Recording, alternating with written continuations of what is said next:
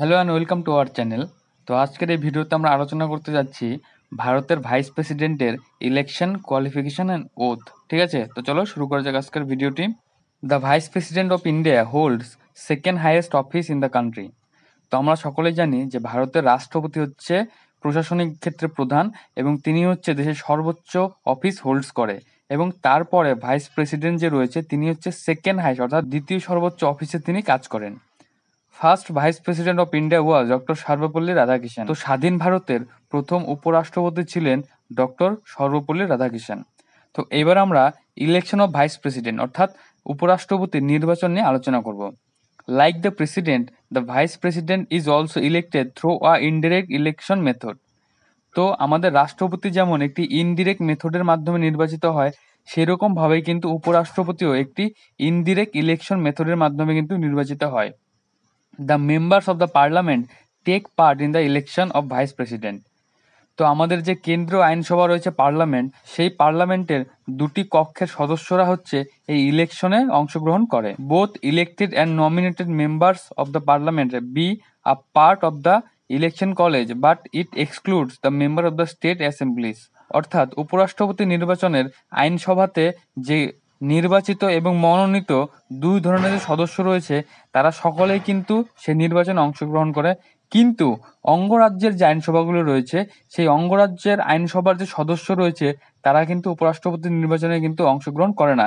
কিন্তু আমরা যদি প্রেসিডেন্ট অর্থাৎ রাষ্ট্রপতি নির্বাচনের ক্ষেত্রে দেখি, তো রাষ্ট্রপতি নির্বাচনের ক্ষেত্রে কিন্তু অঙ্গরাজ্যগুলির যে নির্বাচিত সদস্য রয়েছে তারাও কিন্তু অংশগ্রহণ করে, অর্থাৎ তারাও কিন্তু ভোটদান করে। তো এবার আমরা উপরাষ্ট্রপতির কোয়ালিফিকেশন নিয়ে আলোচনা করব। অর্থাৎ কোনো ব্যক্তি যদি উপরাষ্ট্রপতির নির্বাচনে যদি অংশগ্রহণ করতে চায় তাহলে তাকে কি কি কোয়ালিফিকেশন অর্জন করতে হবে সেটি নিয়ে আলোচনা করব। তো first one is the candidate must be a citizen of India. অর্থাৎ একমাত্র ভারতের নাগরিকই কিন্তু কি করতে পারে, ভাইস প্রেসিডেন্ট অর্থাৎ উপরাষ্ট্রপতির নির্বাচনের জন্য অংশগ্রহণ করতে পারে। He should be completed 35 years of age. অর্থাৎ যে ব্যক্তি 35 বছর বয়স সম্পূর্ণ করেছে শুধুমাত্র সেই সব ব্যক্তি উপরাষ্ট্রপতি নির্বাচনের জন্য অংশগ্রহণ করতে পারে। He must be eligible for the election of Rajya Sabha.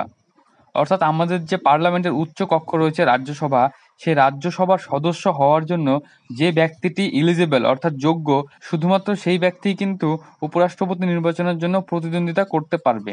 The fourth one is he should not hold any office of profit under the union government, state government and any other local authority. তো একজন ব্যক্তি যে কিনা union government, state government বা any কোনো local authority মানে এখানে municipality, panchayat, এই সমস্ত জায়গায় যদি অফিস হোল্ডস করে অর্থাৎ যদি চাকরিরত থাকে, তাহলে সেই ব্যক্তি কিন্তু কি করতে পারবে না, উপরাষ্ট্রপতি নির্বাচনের জন্য প্রার্থী হতে পারবে না। Every candidate has to make a 15,000 as a security deposit in RBI. অর্থাৎ উপরাষ্ট্রপতি নির্বাচনে যদি কোনো ব্যক্তি প্রতিদ্বন্দ্বিতা করতে চায় তাহলে তাকে 15,000-এর একটি কি করতে হবে, সিকিউরিটি ডিপোজিট করতে হবে আরবিআইতে। ওথ। তো এবার আমরা উপরাষ্ট্রপতির ওথ নিয়ে আলোচনা করব।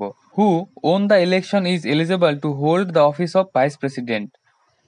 তো এই উপরাষ্ট্রপতি নির্বাচনে যতগুলি ক্যান্ডিডেট প্রতিদ্বন্দ্বিতা করে তাদের মধ্যে যে ব্যক্তি সর্বোচ্চ ভোট লাভ করে এবং জয়লাভ করে সেই ব্যক্তি কিন্তু ভারতের উপরাষ্ট্রপতি হিসেবে নির্বাচিত হয়। But before entering his office he must take an oath. তো সে তার কার্যকাল শুরু করার পূর্বে কি করতে হবে, তাকে একটি ওথ নিতে হবে অর্থাৎ শপথ নিতে হবে। The oath is administered by the president or any person appointed in behalf of him. অর্থাৎ এই যে উপরাষ্ট্রপতির যে শপথ গ্রহণ, এই শপথ গ্রহণটাকে অ্যাডমিনিস্ট্রেট করবে হচ্ছে বা শপথ বাক্য পাঠ করা হচ্ছে প্রেসিডেন্ট বা প্রেসিডেন্টের বিহাফে নির্বাচন করা বা প্রেসিডেন্টের বিহাফে নিয়োগ করা অন্য যে কোনো ব্যক্তির মাধ্যমে কিন্তু এই ওথ বা শপথ গ্রহণ কিন্তু হতে পারে। তো এইবার যদি আমরা উপরাষ্ট্রপতির কার্যকাল অর্থাৎ কার্যকালের মেয়াদের কথা বলি, তাহলে আমাদের বলতে হবে যে উপরাষ্ট্রপতি কিন্তু সাধারণত 5 বছরের জন্য নির্বাচিত হয়। যদিও তার আগে কিন্তু সে চাইলে পদত্যাগ করতে পারে বা তাকে কিন্তু পদচ্যুত করা যেতে পারে। তো এই ছিল ভারতের উপরাষ্ট্রপতি নিয়ে একটি video. So thank you for watching this video. Subscribe my channel for more new informative videos and more new educational and law related videos, and do not forget to share this video with your friends, and thank you. And if you want any clarification on any topic, then let me know in the comment section below. Thank you.